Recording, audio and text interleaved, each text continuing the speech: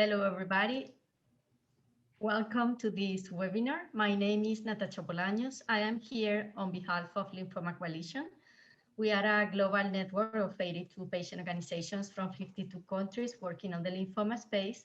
And I am pleased to introduce this webinar that was organized in collaboration with the Cutaneous Lymphoma Foundation, Eurordis, France Lymphoma Espoir, and EuroBloodNet. Before starting the meeting, some housekeeping rules. Today's webinar is being recorded and will be available through EuroBloodNet YouTube channel. Please, we appreciate if you could switch off your video cameras and mute your micros to ensure the audience focus only on the speaker during the presentations. For questions and answers, you can type your question in the chat box at any moment during the session, but time will be allocated at the end for the speakers to address your questions. And now let's set the scene.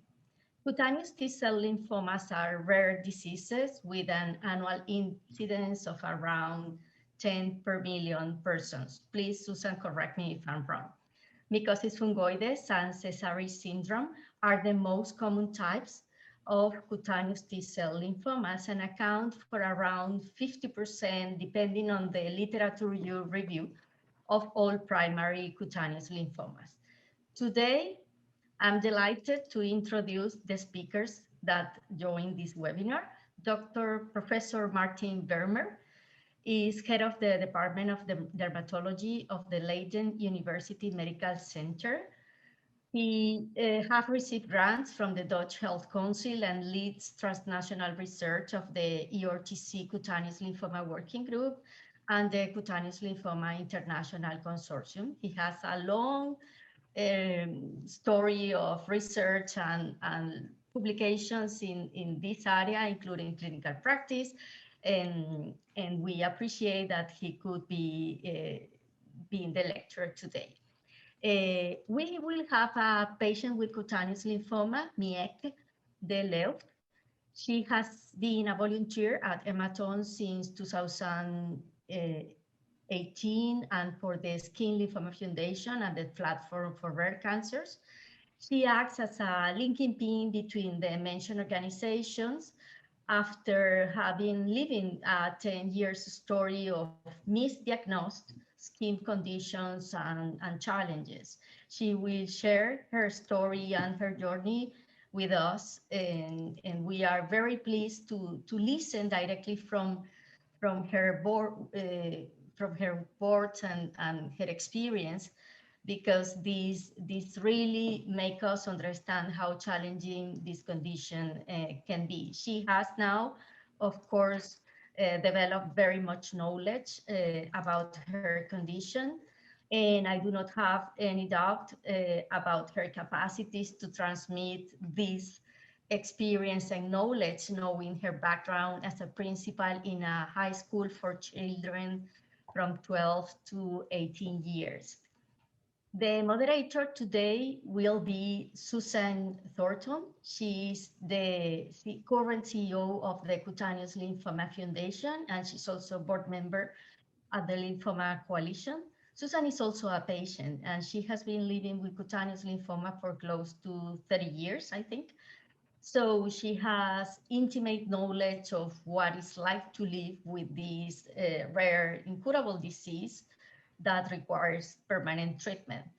Susan has spent also 28 years working in the healthcare information technology field in various consulting, sales, marketing positions, different leadership positions as well. And outside of her professional endeavors, she is always supporting and very active, cooperating with many nonprofit organizations, including all the organizations that cooperate to put this webinar in place.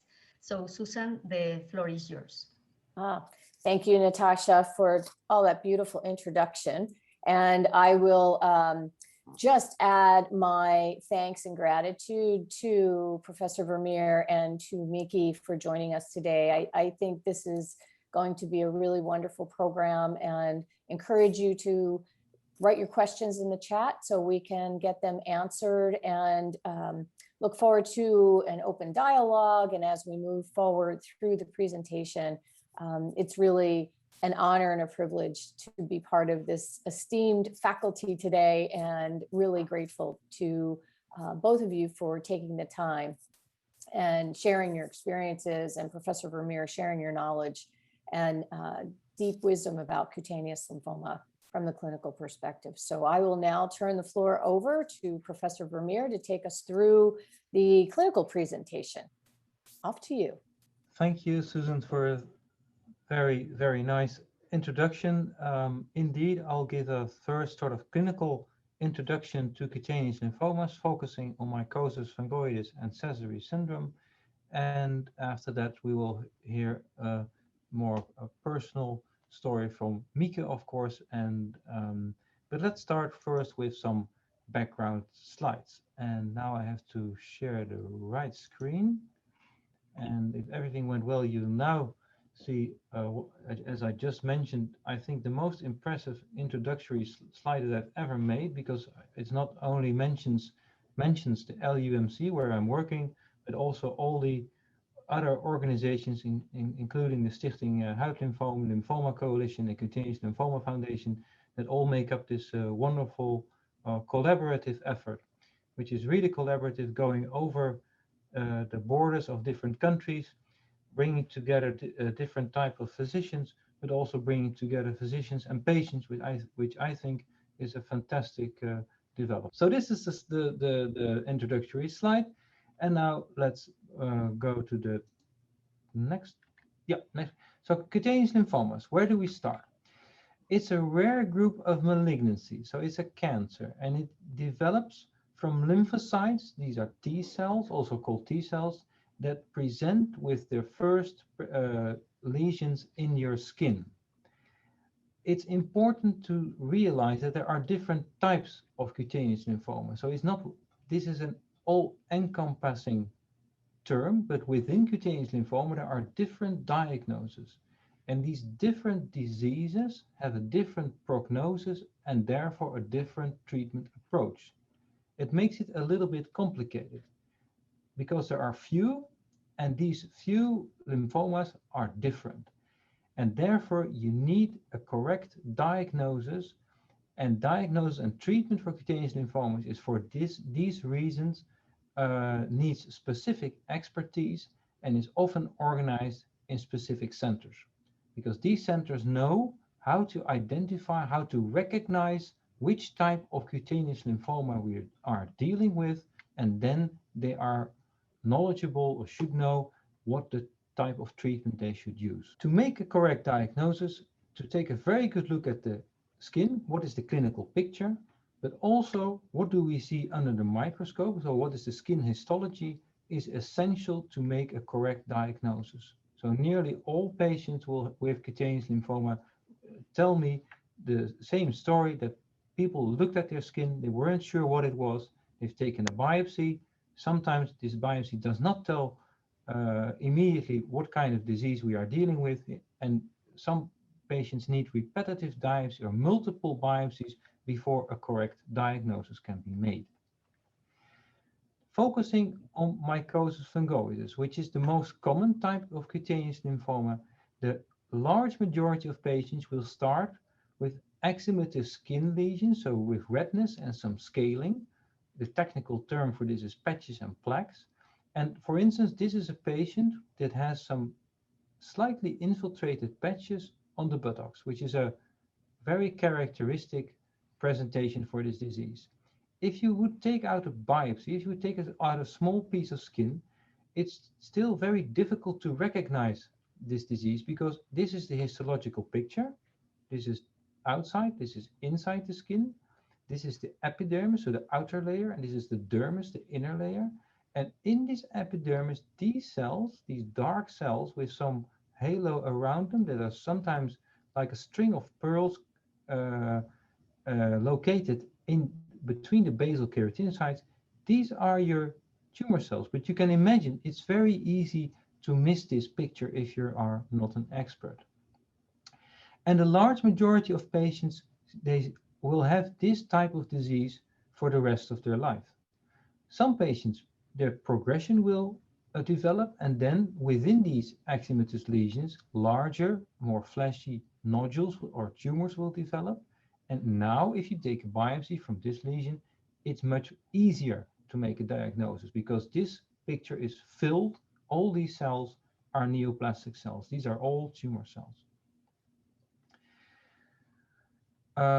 Fortunately, development of extracutaneous lesions, so tumor cells outside the skin, and development of nodules in lymph nodes or in other organs only develops in a minority of patients. And this sort of summarizes what I just told you. So the large majority of patients starts with these type of lesions, T1 it's called, this is the tumor staging system, and only 4% will progress to this stage.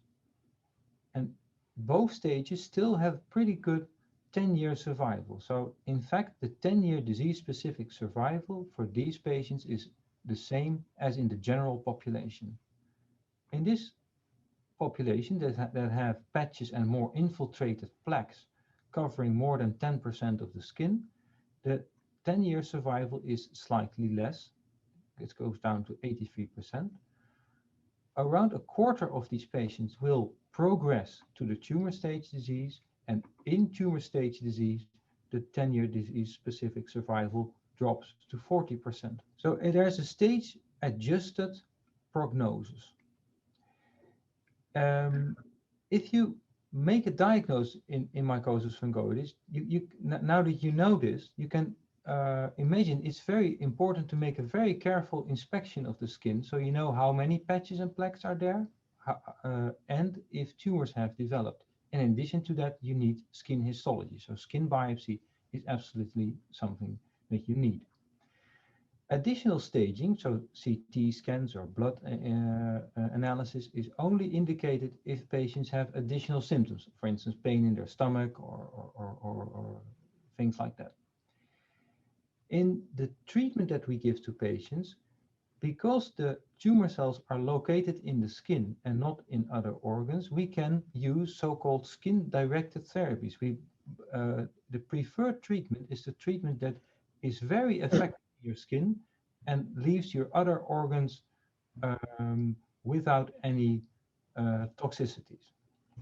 Now, the type of skin-directed therapy that you use is always adjusted to the type of skin lesion that you have. So a patch or plaque will mostly respond to the use of local steroids or light therapy, but a tumor will not. So in a tumor you need, for instance, radiotherapy. If patients do develop nodal or visceral involvement, so tumor cells can be found now in lymph nodes or in the liver or the lungs or other organs, then, and only then, do we need additional systemic chemotherapy. And at present, we are discussing a lot with the hematologist what is the best type of chemotherapy and how can we combine it with a stem cell transplantation. It's a rather complicated picture that I showed you, and the multiple drugs are around that we can use in different stages, and how to use them in the most effective way is a sort of art in itself. Fortunately, a number of colleagues have come together and have written down guidelines that can help the clinicians to choose the most effective and the best treatment. And these guidelines have been made with the people from the EORTC that I'm also part of, by the British Association of Dermatologists, and also by the ESMO clinical practice guidelines. And also in America by the NCCN, so the National Comprehensive Cancer Networks. These guidelines also provide these type of pictures. So now again, you see the different tumor stages. So these are patches and plaques in a very limited area. This is a more extensive area, and these are the development of tumors. And as you can see, some treatments like the topical steroids are positioned very early in disease, and some treatments like systemic bexarotene is in later stages of disease. And this is an example from the ESMO guidelines that uses the same principle. So again, first you look at the stage, so the type of skin lesions that a patient has, and then we find here different treatments that can be used in that stage. And it's always, or should be, I think, in a dialogue between the physician and the patient that you choose one of the treatments that fits best with the stage of disease, but also fits best with the life of the patient. This is just an example. This is again a patient with limited mycosis fungoides. In this patient, for instance, local steroids would be a very good option. Phototherapy, PUVA, would be an option if it's more extensive, and local chemotherapy with chloromethin, so the what's it called, chlorometine, that can be used as well. For tumors, you typically use radiotherapy, and one of the important developments in the last couple of years is that we have learned that we can use radiotherapy in a relative low dose. So 8 grays or just twice radiations will be sufficient to clear these type of tumors. And in patients with very extensive skin lesions, we can even irradiate the whole skin. Now, in a small proportion of patients, fortunately, only a small proportion will develop nodal or visceral disease. And in these patients, traditionally were treated with intensive chemotherapy. Unfortunately, this chemotherapy has a lot of side effects and it cannot cure disease. So if after you stop this treatment, the disease will come back again. And we are now really trying to combine these type of treatments with more advanced stem cell transplantation protocols, and more chemotherapy is also replaced by different immunomodulating therapies. This is an overview of the cytotoxic drugs that are relatively new. HDAC inhibitors and all different disease drug class, but I think this is the most important and the most interesting development. These are antibodies. These are antibodies against CD30 and CCR4. And CD30 and CCR4 are proteins that are on the membrane of your tumor cells. And with antibodies that are directed against these proteins that are present on your tumor cells, it helps your immune system to destroy the tumor cells. And this combined with new allogenic stem cell transplantations is a very, well, I would say, hopeful development for patients with much more advanced disease. Then shortly something about Sézary syndrome. You could say Sézary syndrome in a way is different from mycosis fungoides in that from the beginning of the disease, the tumor cells can be found in the blood, in the skin, and in lymph nodes. So from the moment the diagnosis Sézary syndrome is made, you have to think about tumor cells that are present in the blood, skin, and lymph nodes. Because these tumor cells are in these so-called different tissue compartments, patient will present with an erythroderma, so redness of the skin from head to toe. It is often very itchy, and swollen lymph nodes, because the tumor cells are present in the lymph nodes as well. And these atypical cells can be seen in your skin histology again, so you need to take a skin biopsy. They can be found in blood, and these swollen lymph nodes can be seen in a CT scan or a PET CT scan. Making a diagnosis of Sézary syndrome can be very difficult because the skin lesions that you see can be very aspecific. So patients can have a redness that is quite similar to the redness that you see in an eczema or psoriasis or in a drug reaction. And so that in this instance, the type of skin lesions, the erythroderma, does not give you much information on the specific diagnosis. Unfortunately, the skin biopsies often are disappointing as well, because you do see that the skin is affected. So you do see some enlarged vessels with some changes in your keratinocytes, but you do not, it's very difficult to recognize the tumor cells. The place that is best suited to diagnose Sézary syndrome is the blood. And for that reason, it's we often check the blood, and first looking at T cell clonality, so this is a molecular marker, so you could say, but then looking at the atypical T cells that can be recognized because they have different proteins on their cell membrane, and this can be investigated using flow cytometry. This has become the most important diagnostic tool for patients that present with a redness and itchy skin. These patients could be a Sézary syndrome, and then you will analyze the blood using flow cytometry. But nevertheless, this is quite complicated and is something that is really is clustered or is performed in centers of expertise. After the diagnosis, of course, we would like to give patients a very good treatment, and some things are the same as in mycosis fungoides. So again, this is a sort of light therapy. This is the local steroids, so with an ointment with corticosteroids. Again, the mucin, the chlormetine, can be used. But you can imagine using these type of therapies, we are only treating the skin. And as we just discussed, the tumor cells are very much present in the blood as well. And this is often not sufficient. So you will need additional treatments. And additional treatments can be found in using interferon and bexarotene or extracorporeal photopheresis.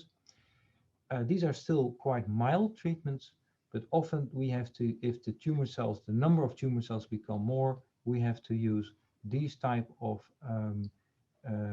chemotherapy, so methotrexate, leukeran, furodisine. These are all monotherapy, so you're just giving one type of chemotherapy. Again, well, this is rarely used anymore, but what gives us a lot of confidence is the new antibodies. So antibodies against CD52, but in particular against CD30 and CCR4 can be very, very helpful. And using these antibodies and more advanced radiotherapy protocols, we are now in a better position to treat patients with allogenic stem cell transplantations. And with that treatment, you can, although it's still difficult and it does have risks, and people can also, because of the treatment, become so immunosuppressive that they die. This is a treatment that can also be helpful, and we can cure patients with that. And with that, I think I've come to the end of my slides. I hope they were somewhat informative, and we will now quickly go to Mieke, who will present her view on all this, and I hope I've sort of set the stage for her to tell us her story. Maarten, thanks for your presentation, and I will proceed with my patient journey. In a nutshell, my name is Mieke de Leeuw. I'm 69 years old, married to Ton. I have 4 children, 2 of our own and 2 married into the family. And one is watching this webinar. Welcome, Christy. And 4 grandchildren. I'm retired and live in Venlo. Our Lymphoma Foundation, Stichting Huid Lymfoom, is a patient organization for patients with a form of cutaneous lymphoma. My husband, Ton, is also a volunteer in our foundation since 2018. Today, he is helping me during this webinar with the understanding of the questions, because his English is a bit better than mine. And this is Ton. And we have, of course, lots of questions for Maarten, Vermeer and Susan. The diagnosis of cutaneous lymphoma can turn your life upside down. The diagnosis, treatments, and the time afterwards raise many questions. In this webinar, I tell about how this went in my life. The start. The discovery of a bump above my collarbone in 2017 set off a lengthy testing trajectory. But it began before that, 10 years of skin conditions that got worse and worse, and that were hard to live with. numerous wrong diagnoses, and doctors saying, it's not that bad, or you'll have to learn to live with it. I tried. My skin was red, itching, burning, and it was very difficult to sleep at night with these problems. And during the day, it was difficult to stay concentrated on my job. On the slide shown, you can see how my cancer has progressed so far and what the value of our foundation and other patient organizations has been to me over the last few years. I explained for each year what it has meant for me. What in 2018, there was a diagnosis, therapy, and my question, am I going to die? Rather not. But after months of waiting, in 2018, finally a diagnosis arrived: 2 rare non-Hodgkin cancers, mantle cell lymphoma and Sézary syndrome, both incurable. For Sézary syndrome, 5-year survival rate of 23% in 2018. The MCL turned out to be indolent. The first year after the diagnosis, you are mainly concerned with yourself. If you are unlucky, are you going to get very sick or not? What does the survival rate mean? Some fellow sufferers are going to clean up their house, done with their lives. Unfortunately, a diagnosis that comes too late means more severe treatment and worse prospects, and therefore a worse 5-year survival chance. Suddenly, I also had to deal with the fragility of life. My story is also the story and the fate of many, many patients with rare forms of cancer. You need family and friends to deal with CTCL in the first year. What was the importance for myself to get in touch with fellow sufferers or a patient foundation where I could join? The answer in 2018 was to get information, to get information, to get information, more information, more information.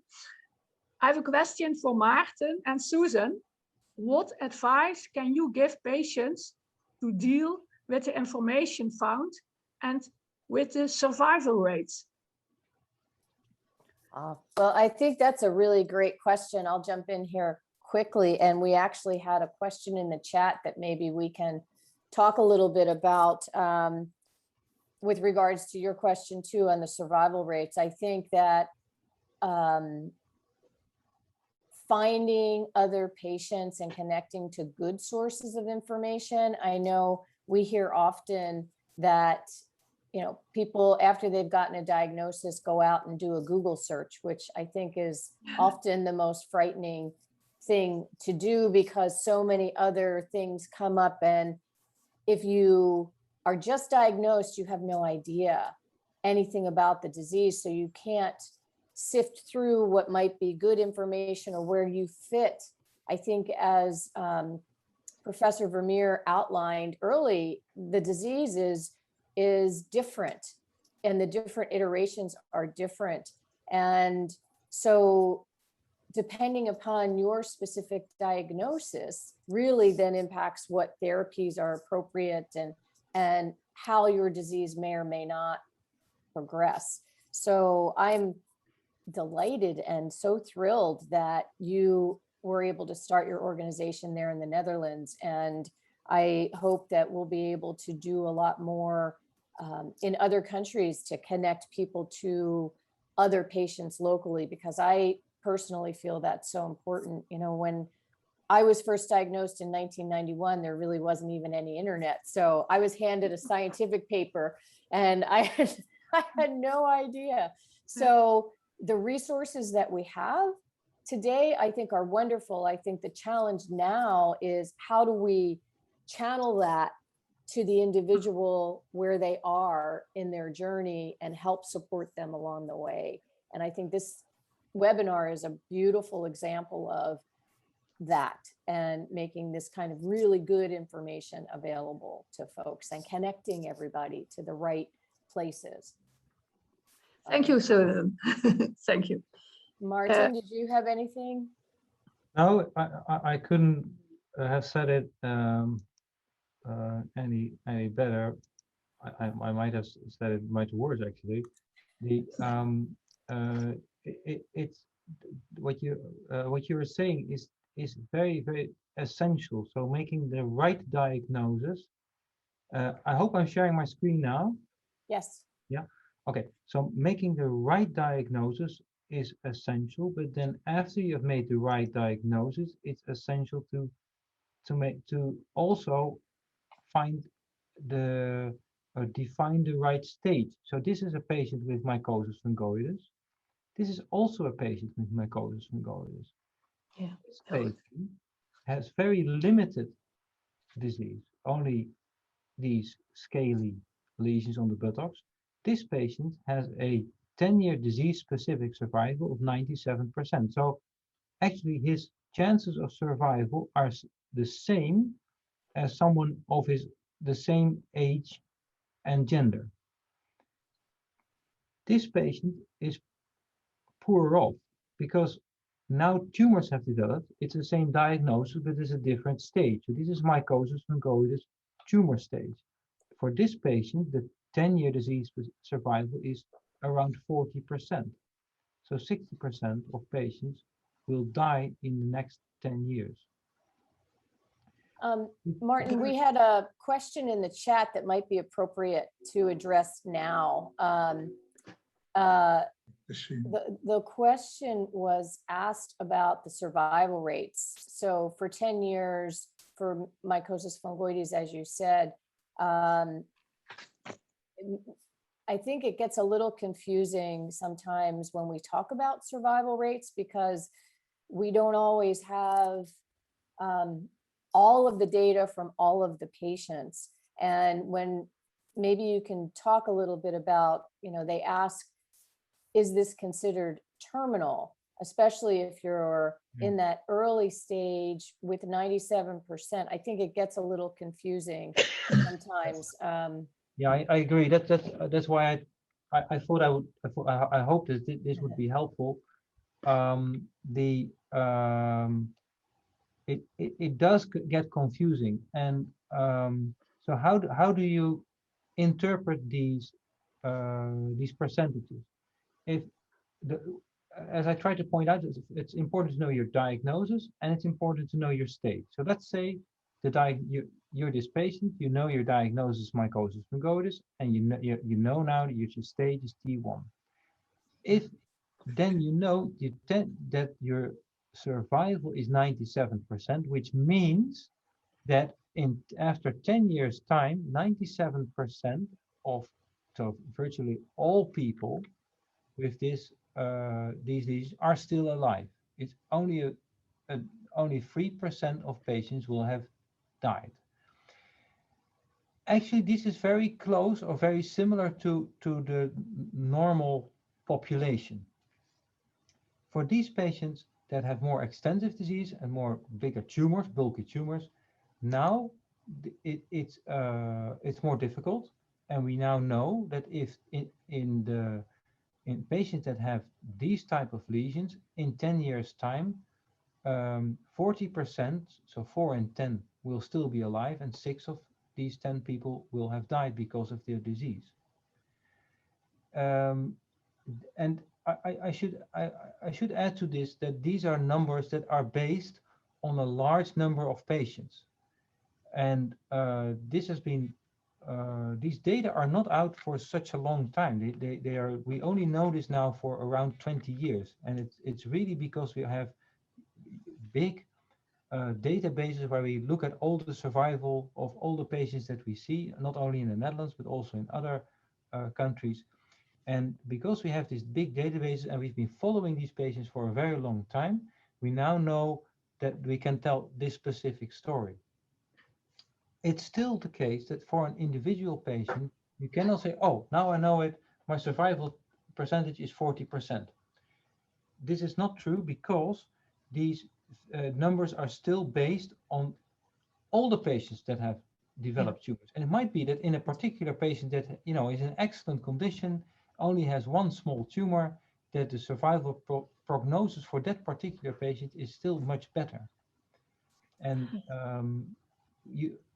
I think, yeah. Maarten, thank you for this information. This is for everything very, very important to know. There are many questions about that. Hoe heet dat, de onderdeel? I go further with my story. Is that okay? Yes, of course. Okay. In 2019, therapy by prednisone and chlorambucil, brand name Leukeran, loneliness. The second year after the diagnosis and the start of the systemic treatment, I got chemo pills and prednisone was scary. Would it all work? Patients from US and Australia told me no one uses prednisone. Some told me it's not a good drug for you. And if not, then what? I didn't know anyone in the same situation, anyone with the same medication. Still no one in 2021. And there was nobody with Sézary syndrome to talk to. It was very lonely. I discovered the Cutaneous Lymphoma Foundation, and I discovered Susan at the Facebook group Sézary syndrome. The Facebook group was very helpful. I read reports from America and Australia that stated how fellow sufferers dealt with their illness. There were many fellow sufferers who had a good quality life for years after diagnosis. I also searched the entire internet because there were no leaflets for Sézary syndrome in 2019 and also not for my second cancer. I read in the ESMO guidelines in 2018, long-time treatment with a combination of low-dose chlorambucil and prednisone is often effective in controlling the disease SS, but is unlikely to yield complete responses. Perhaps there are more patients with this treatment in Europe. Maarten, I have another question for you. In your presentation, you mentioned that there is a limit to radiotherapy treatment. Is there a limit to systemic chemotherapy? A limit to brentuximab, MOGA treatment? Can you tell us about that? Yes. So all treatments that have effects always have side effects. That's always the case. Depending on the drug that you are working with, you will have different side effects. For instance, brentuximab, the anti-CD30 antibody, will have as a side effect neuropathy. It will affect your nerves. And this is a so-called rate-limiting side effect. So you can treat patients with brentuximab up to a certain point. Then the toxicity to the neural system becomes so much that you have to stop this treatment. Very similar, adriamycin, which is one of the drugs within the CHOP regime, is cardiotoxic. So it will always be toxic for your heart muscles. And this is also cumulative. So at a certain point, you have to stop using this drug. How strong you are, it doesn't matter. At a certain point, you have to stop. For other drugs, the side effects are different. Prednisone, often considered a very old-fashioned drug, which is true. It's been around for a long time. The principal side effects that we are concerned with is immunosuppression. But this is not cumulative. This is just, this more or less stays the same. So as I try to answer your question as good as I can, different drugs will have different side effects. Some effects will be cumulative and some effects will be not cumulative. Again, depending on very much depending on the patient and the clinical situation you have to choose between different drugs. Radiotherapy, for instance, I forgot that one. Radiotherapy also has cumulative toxicity. So if you have given more than 60, 70 gray. Gray is the unit for radiotherapy. More than 70 gray, then you have to stop giving radiotherapy. Thank you. Thank you. Yeah, I proceed. For rare forms of cancer, there's no standard care trajectory, and there are no nurse specialists like there are, for example, for breast cancer. And I was lucky that I had a lot of trust in my super friendly and competent specialist at the Radboud University Medical Center in Nijmegen. Trust turned out to be a keyword. And the fact that I still work with the same specialists all the years, unlike many others who are going through the same process. But beyond the medical side, it's also about a high quality life. I had questions about my volunteering work, sports, yoga, walking, cycling, nutrition, skincare. I wanted my old life back so badly. My experience in 2019 was that you don't get any help with this part, but that you have to figure it out all on your own. And what was the importance for myself to get in touch with fellow sufferers? And the Patient Foundation in 2019 was to get information, to share, to get information, to share, more information, more share. I have a question for Susan. Susan, what support can CLF offer to foundations in Europe?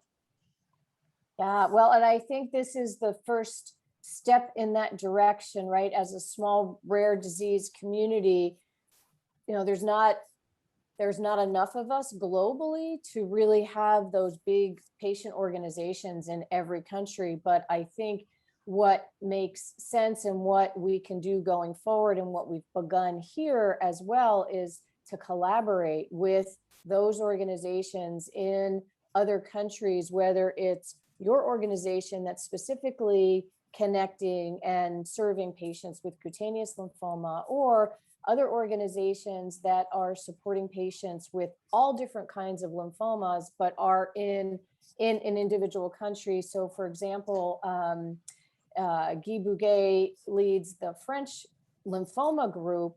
He's been engaged with us to deliver information to patients that he connects with in France, and we collaborate and send information so that he doesn't have to find it or dig it up or reinvent it. And this is a collaborative process that I really am excited about growing and expanding, because there's, you know, we can provide information, and you as the individual organization or a group of people in country, we can work together, right, to be able to bring the best information into the country that makes sense and is aligned with the specialists in the country, the treatments that are available in the country, and so forth and so on. So it's, to me, this is such a great start to really beginning to pull together our global patient community and then deliver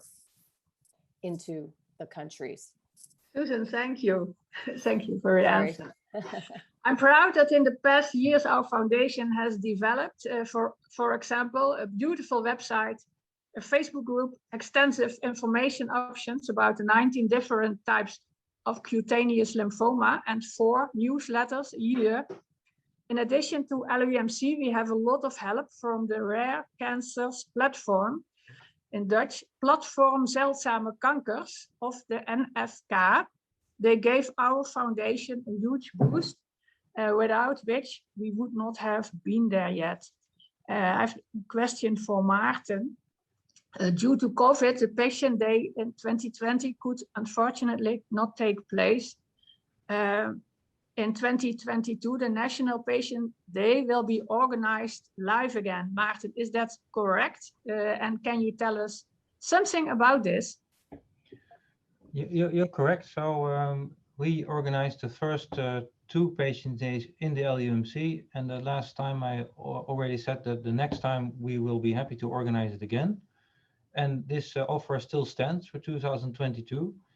As you know, the first 2 days were organized by the LUMC. We made the program, and we this time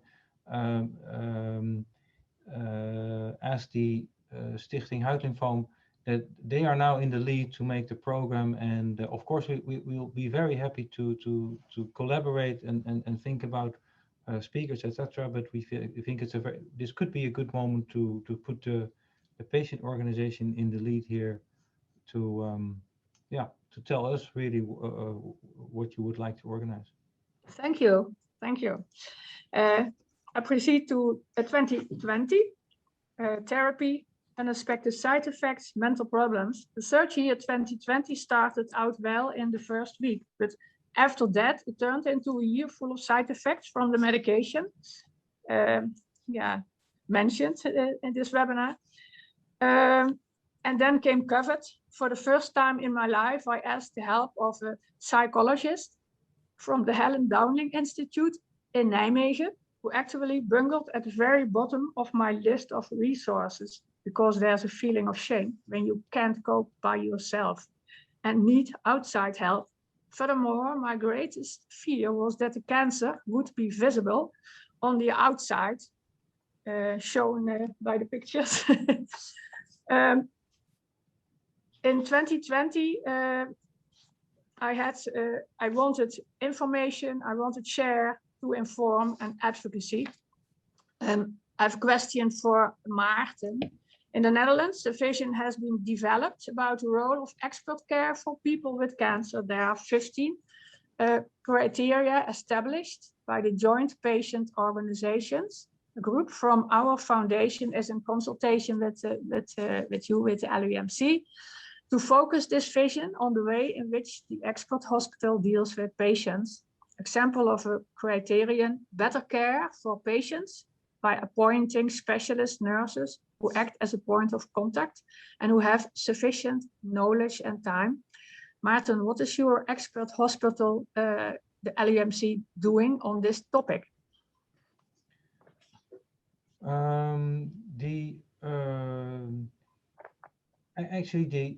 At the LUMC, we as a hospital want to have a comprehensive cancer center, and so this is not only the dermatology department, also the department of colon carcinoma, etc., etc. And we are appointing at this moment people that are not the doctors themselves, but are the specialty nurses that can be consulted by telephone, etc., with specific questions that people have.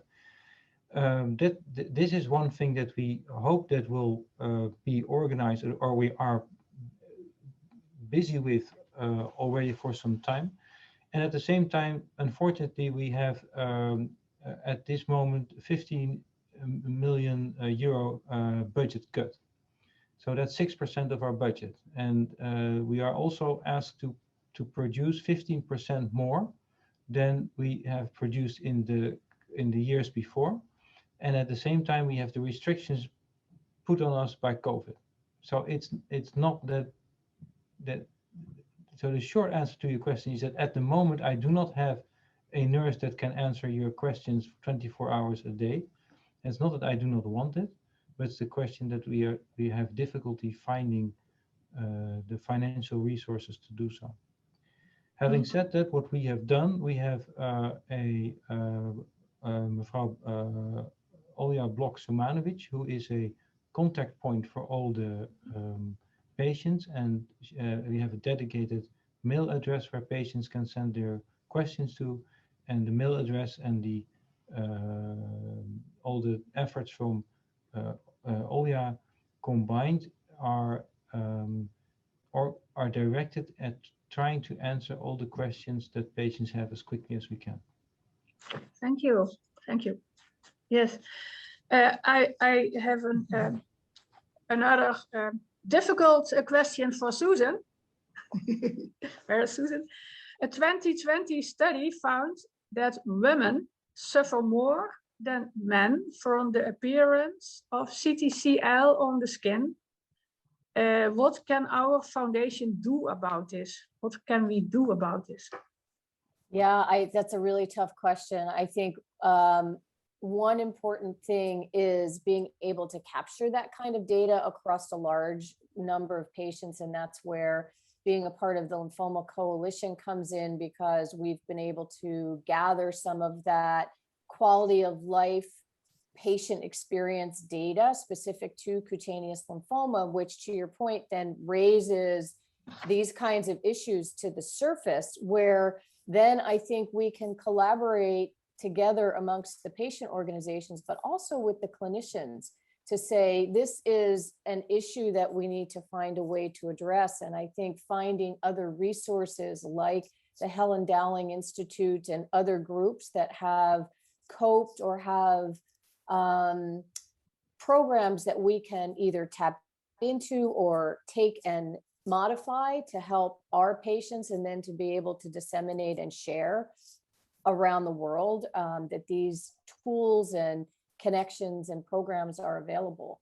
I think that's, you know, as Maarten said, it's a long project. There's a lot of pieces and parts, but I think this kind of thing is really important, and we're beginning to be able to, as a small rare patient community, if we can all come together and collaborate with our clinical the clinicians in the field, and be able to then cooperate, pull all of our resources and put these kinds of initiatives together, and then send them back out into the different countries. I think that that's a big vision, right? We won't do it tomorrow, but I think even just having the conversation is really important, and figuring out what we can do short term and what might be good long term. Susan, thank you. That's our dream. Yes, that's our dream, exactly. I proceed with 2021 therapy. I have now started the 4th year after the diagnosis. Is the treatment providing what I want? Yes, it actually does, because the treatment plan still works well and the side effects are manageable or can be solved. I get more and more optimistic about my former pessimistic prospects. For me, it means that after 3 years, my perspective of time, my goals and my motivations have changed. I put more emphasis on living by my values, how natural but special family and friendship are. Focusing my volunteering, like stimulating scientific research from the perspective of patients, because research is also given too little attention for rare forms of cancer. My lessons after living with a rare form of cancer for 3 years: accept what can't be changed, adapt and move on. And very important, remain in charge regarding my disease. Now I know the meaning of shared decision making.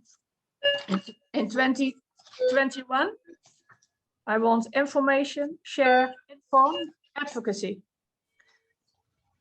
An example of what a patient organization can do in the Netherlands is the following example.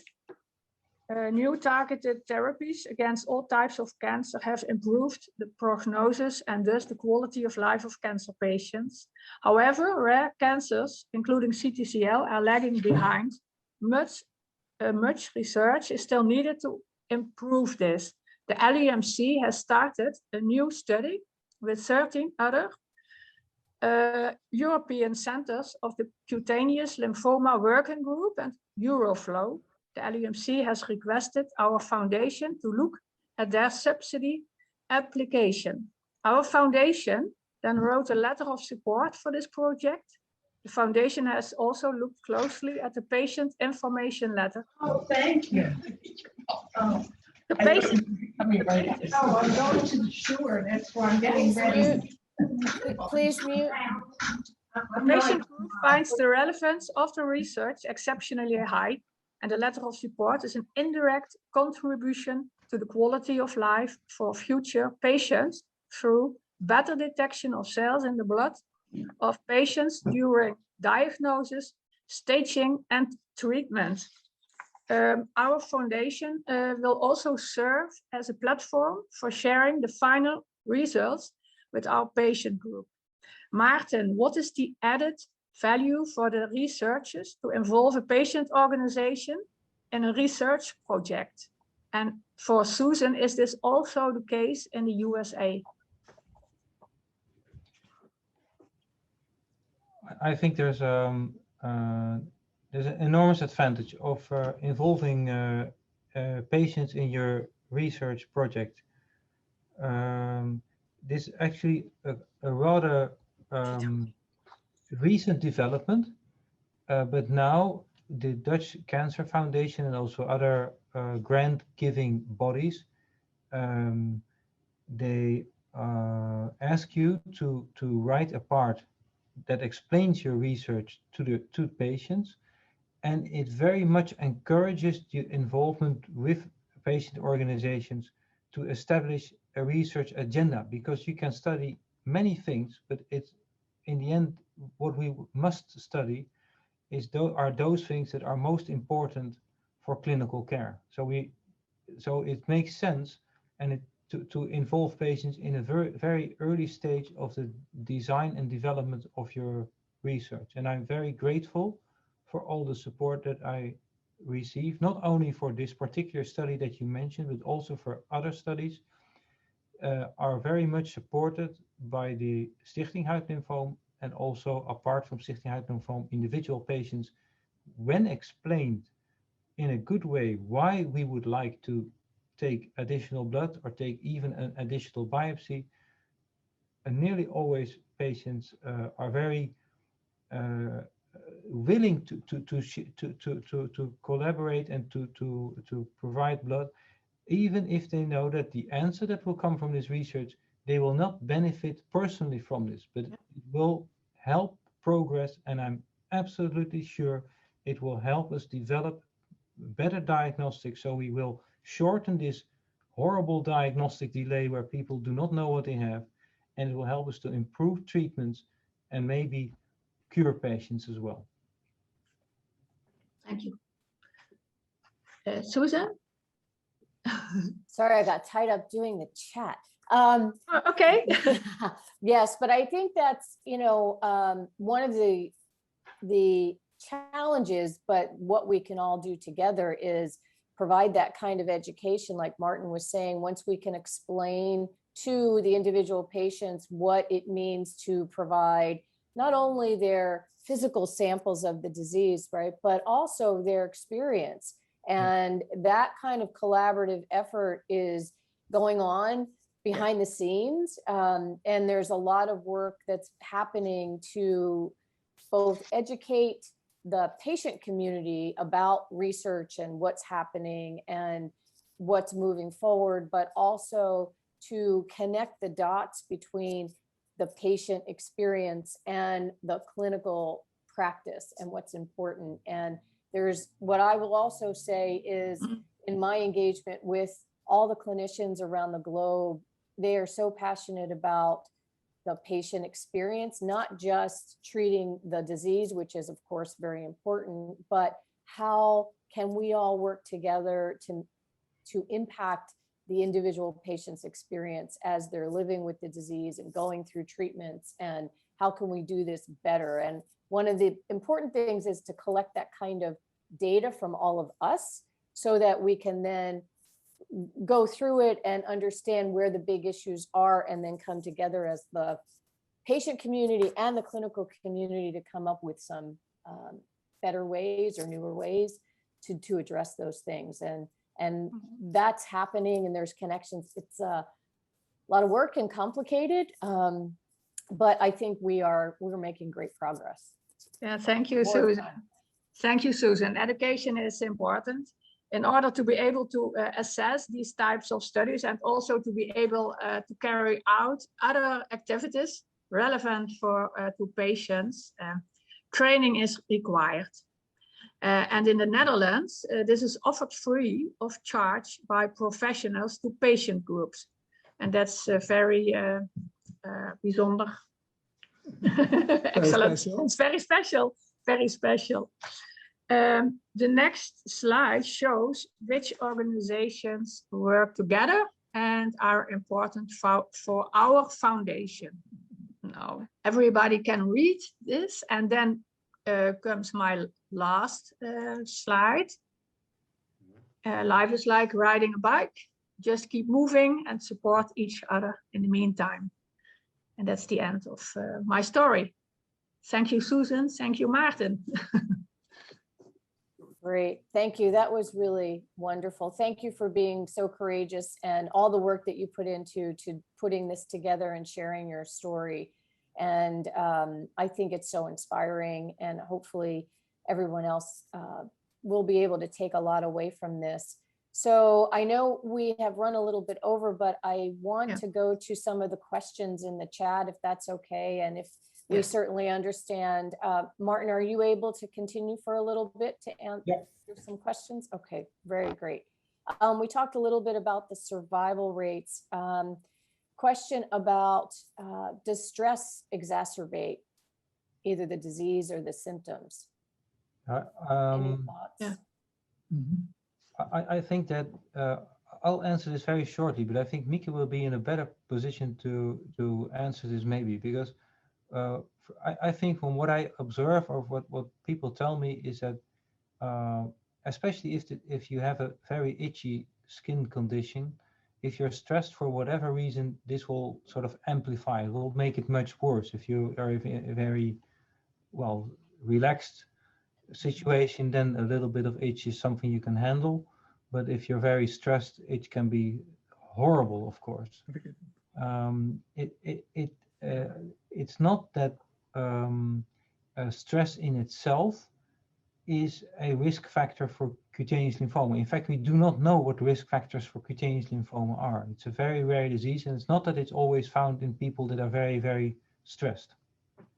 In the first 10 years before the diagnosis, I didn't know what was going on. I don't know, our stress makes it worse. But nowadays, I pay attention to that process. And for me, I guess it's getting worse when I'm stressed. Yes, for me, but I don't know for other patients. Yeah, I have heard that similarly. And I think it just exacerbates some of the symptoms and the worries and concerns and things of that nature. So I think we don't have good data. Maybe that's some data that we should be capturing at some point, right? So we can find some potential remedies. But I think things that people can do to try to reduce their stress will be helpful, just in my opinion. We have another question here. I'm going to try to paraphrase a little bit. A patient with folliculotropic mycosis fungoides, which is a rarer subtype. He's German, but they live in Malaysia, and the doctors say that this is a typical Caucasian cancer, and they don't have much experience with it. Her husband had a small patch on his abdomen, and it was excised, but 2 months later it reappeared, and they performed radiation, and then the patch appeared again, and they confirmed it as MF. They're not sure what to do, and what would you recommend as treatment now? And do you know a treatment center for specialists in that part of the world? I think that's one of our biggest challenges, right? Connecting clinicians in various parts of the world with experts that treat the disease to be able to share that kind of knowledge. Maarten, I don't know if you have any thoughts. My thinking is to have their physician reach out perhaps to the International Society of Cutaneous Lymphomas. I think that would be an excellent idea, because I'm actually very happy for this particular chat, because it very, very nicely shows you what the problem is. So I cannot now say, oh, this is what you should do, and it's definitely this, because first we'd like to have a firm diagnosis. You would like to have a good biopsy or a small excision that you can look under the microscope. You would have at least good clinical pictures, and then by combining them, you can make the correct diagnosis.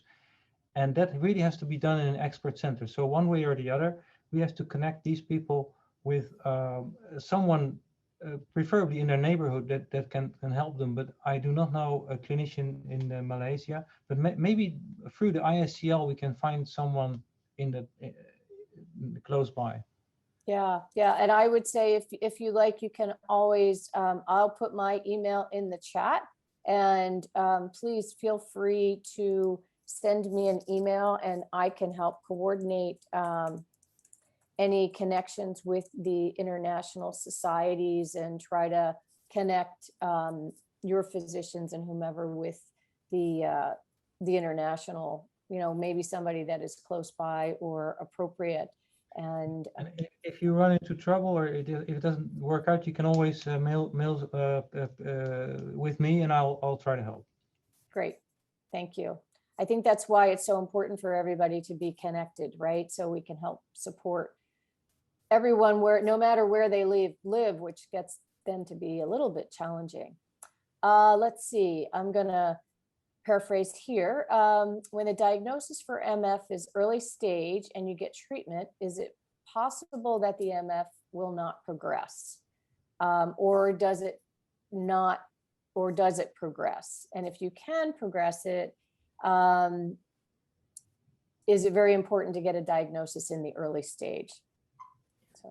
That's an excellent question, actually. And Anjali, I think if hopefully I paraphrased okay, yes? Okay. Yeah, I think I understand the question. Let's say someone just got the diagnosis Mycosis fungoides and the skin lesion is very small, 1 centimeter big, and we would excise it, so it's completely gone. Could it be that it doesn't reoccur? And the answer is yes. So we do have some patients with very, very limited disease. If you give them a very aggressive treatment, mostly radiotherapy, then there is a chance that it will not recur again. Now, if you have the pictures that I showed you, it's clearly not possible to excise everything. You could then ask, well, if you treat that patient aggressively, let's say with radiotherapy for the complete buttocks, would that change the clinical course for that patient? Probably not. And why is that so? I think that's the case because there's an old trial, it has never been repeated, where they treated patients with limited mycosis fungoides, so only patches and plaques, with very intensive chemotherapy, and it didn't make any difference. So probably if the disease is a little bit more than just that 1 centimeter, it's already on a certain course, and you cannot change it by giving very intensive treatment. You have to treat those lesions that are there. You always have to give a sort of adjusted response. Right, and so many of people with mycosis fungoides early stage, their disease never progresses, but it requires treatment. So it may never move past the early stage, but it is important to treat it and then also to pay attention to see if anything changes. But many people just stay right where they are, unlike other cancers where, there is a typical progression if a treatment doesn't work. And so we're an odd group. We don't fit into a lot of the standard kinds of boxes here. Hopefully that answered your question. Okay, let's see. Someone shared that the average number of cutaneous biopsies are 5 before you arrive at the diagnosis of MF in patch stage.